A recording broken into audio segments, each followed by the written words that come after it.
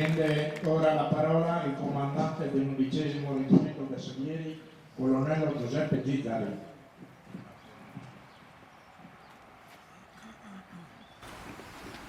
Buongiorno a tutti, ringrazio innanzitutto il Cavaliere Vidotto e le autorità cittadine e la città di Jesolo che ci ha ospitato e ci ha dato questa possibilità. Noi oggi qui siamo riuniti per porgere un reverente saluto e commosso saluto ai nostri caduti di Nassiriya, ma anche dopo questa immane tragedia di 14 anni fa ai caduti in tutte le operazioni militari di pace. Infatti lo ha stabilito la legge nel 2009, oggi è la giornata della memoria di tutti i caduti per le missioni di pace. Ora consentitemi di raccontarvi un piccolo aneddoto, un piccolo episodio che fa parte della mia vita. Ero un giovane capitano, ero a Torino e frequentavo il corso di Stato Maggiore. Con me c'era un mio collega.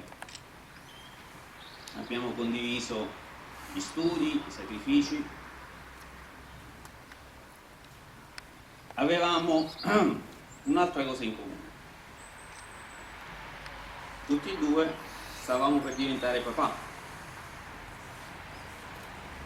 Lui doveva partire per l'Iraq e mi disse: io aspetto un attimo, nascerà mio figlio, gli darò una carezza e poi partirò. Bene, quella carezza gliel'ha data, ma dall'Iraq lui non è più tornato.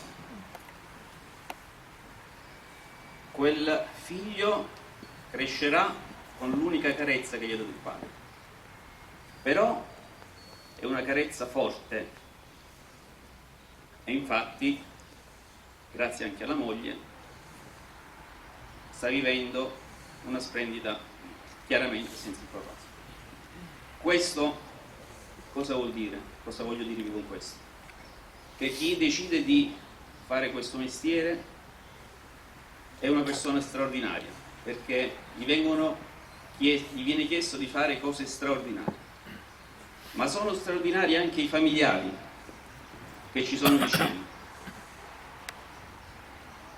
vicini sempre, anche nei momenti difficili, anche quando il nostro giuramento ci porta e ci chiede l'estremo sacrificio.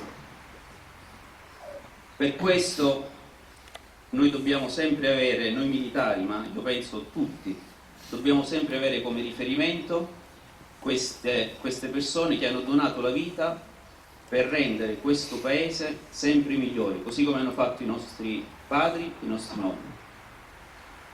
Per questo vi ringrazio e